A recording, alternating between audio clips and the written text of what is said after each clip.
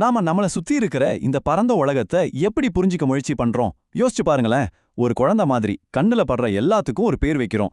வானத்துல இருக்கிற நட்சத்திரத்துல இருந்து நம்ம மனசுக்குள்ள மெதுவா வர்ற உணர்வுகள் வரைக்கும் எல்லாத்துக்கும் ஒரு பேர். அப்படி பேர் வச்சுட்டா அதை நம்ம மனசுல ஒரு இடத்துல பத்திரப்படுத்திடலான்னு ஒரு நம்பிக்கை. அது ஒரு விதத்துல நமக்கு ஒரு பாதுகாப்பையும் ஒரு புரிதலையும் கொடுக்குது. ஆனா இந்த எல்லா பேருக்கும் பின்னாடி, இந்த எல்லா வடிவங்களுக்கும் பின்னாடி இருக்கிற அந்த உண்மை, எல்லாத்துக்கும் மூலமா இருக்கிற அந்த பேர் உண்மைய விவரிக்கணும்னா எத்தனை பேர்கள் தேவைப்படும்? 100 போதுமா இல்ல 1,00,000 வேணுமா? ஒரு பழமையான நூல் சொல்லுது அதுக்கு 1000 பேர்கள் தேவைன்னு. ஆனா இது வெறும் பேர் பட்டியல் கிடையாது. இது அந்த பேருண்மையோட தன்மையை நோக்கி நம்மள கூட்டிட்டு போற ஒரு புனிதமான வரைபடம். ஒவ்வொரு பேரும் நாம திறக்க காத்துக்கிட்டு இருக்கிற ஒரு கதவு மாதிரி. ஒவ்வொரு பேரும் நாம நடக்க வேண்டிய ஒரு பாதை மாதிரி.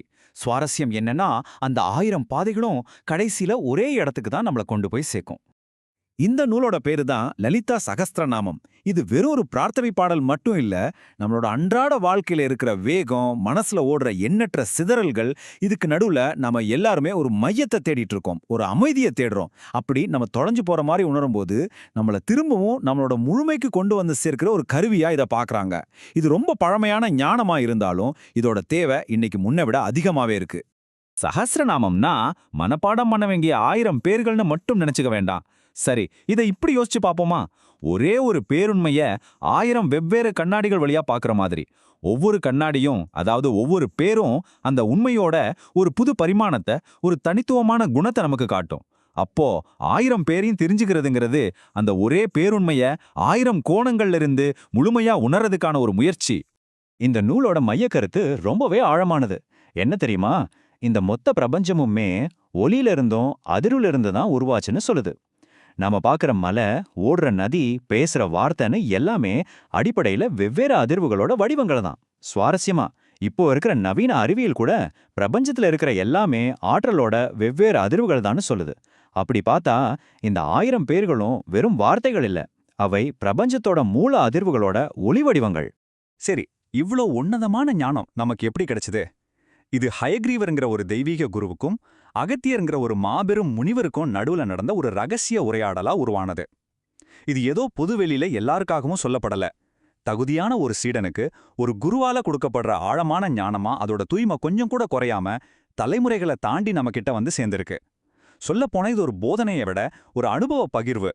1000 இந்த நம்பர் வெறும் ஒரு எண்ணிக்கை இல்ல. இந்த 1000 பேர்களும் தனித்தனியா சிதறி கிடக்கல.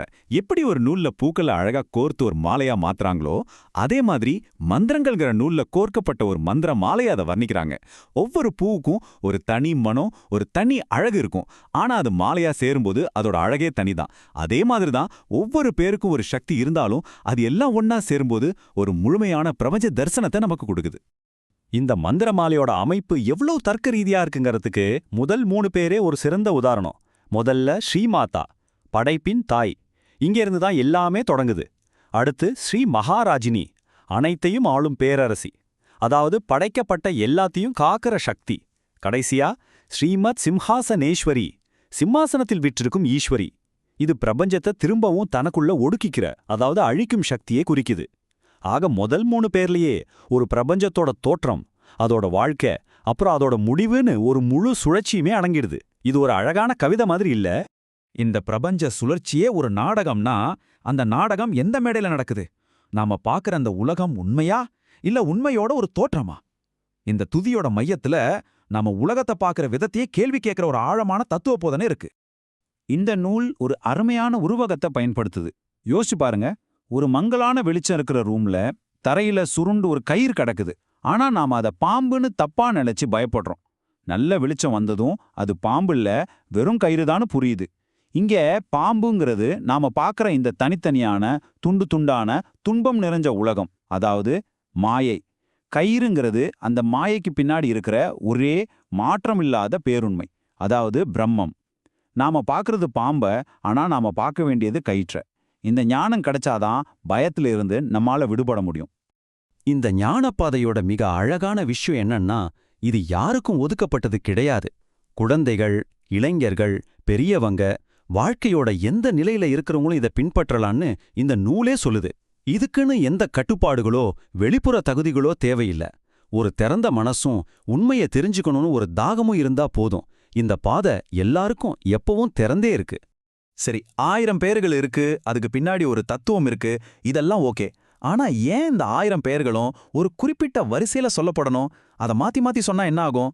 இந்த கேள்விதான் நம்மள இன்னும் ஆழமான ஒரு புரிதலுக்கு கூட்டிட்டு போகுது. இந்த வரிசை ஏதோ தற்செயலா அமைஞ்சதில்ல, இதுக்கு பின்னாடி ஒரு பிரபஞ்ச ரகசியமே ஒளிஞ்சிருக்கு. அந்த ரகசியம் இதுதான். இந்த 1000 பேர்களும் பிரபஞ்சத்தோட 5 அடிப்படை செயல்பாடுகளை விவரிக்கிற ஒரு வரைபடமா அமைஞ்சிருக்கு.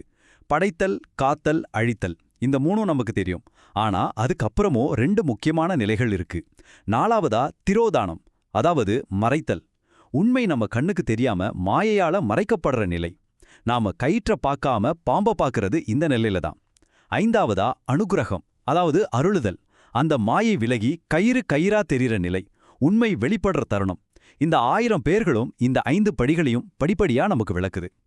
இப்போ நாம இந்த விளக்கத்தோட மிக ஆழமான பகுதிக்கு வந்திருக்கோம். உணர்வுக்கும் அதிர்வுக்கும் இருக்கிற பிரிக்க முடியாத தொடர்பை பத்தி இந்த நூல் சொல்ற உன்னதமான உள்ளொளிய பார்க்க போறோம். பெயர்கள் வெறும் சொற்கள் இல்ல, அது சக்தியோட ஒளி வடிவங்கள். இத கொஞ்சம் நிதானமா யோசிப்போம். ஒவ்வொரு பேரும் வெறும் எழுத்துக்களோட தொகுப்பு கிடையாது.